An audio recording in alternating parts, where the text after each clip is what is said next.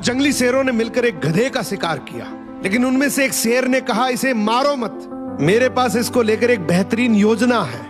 उस योजना के तहत शेरों ने गधे को अपने साथ रखा, उसकी देखभाल करके उसका विश्वास जीत लिया। फिर एक दिन उसे वापस गधों के समाज में भेज दिया, पर इस बार वो गधा एक गधे की तरह नहीं, बल्कि वो एक शेर के समान गधों का राजा बनकर वापस आया था, जिसके पीछे सभी शेरों का साथ था। इसलिए बाकी सारे गधे इससे डरने लगे और उसके खिलाफ बोलने से कतराने लगे। अब शेर जब जब उस गधों के झुंड को देखने आते, ये गधा अपने ही समुदाय के गधे को शेरों को खाने के लिए दे देता। ये गधा गधों के बीच तो एक शेर जितना ताकतवर बन गया था, लेकिन शेरों के बीच वो अब भी एक गधा ही था। ये अपने जैसों पर तो राज करता था, लेकिन ये एक ऐसी ताकत से जुड़ा हुआ था जिससे वो बचकर भाग नहीं सकता था।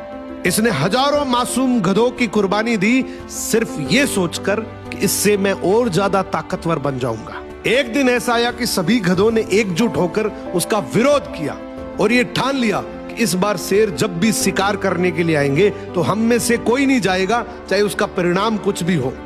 अगले दिन जब शेर आए तो ये गधा अकेला ही खड़ा था, इसके पास कोई दूसरा झुंड नहीं था। तो गधे ने शेरों से विनम्रता से कहा कि देखो साहब, मेरा खौफ अब खत्म हो गया, मेरी कोई बात नहीं मान रहा अब। तो शेरों ने डिसाइड किया कि चलो अब तू किसी काम का नहीं है तो तू ही साथ चल ले, आज का हमारा भोजन तू ही बनेगा। इस तरीके से आखिर में इस गधे का भी शिकार हो गया।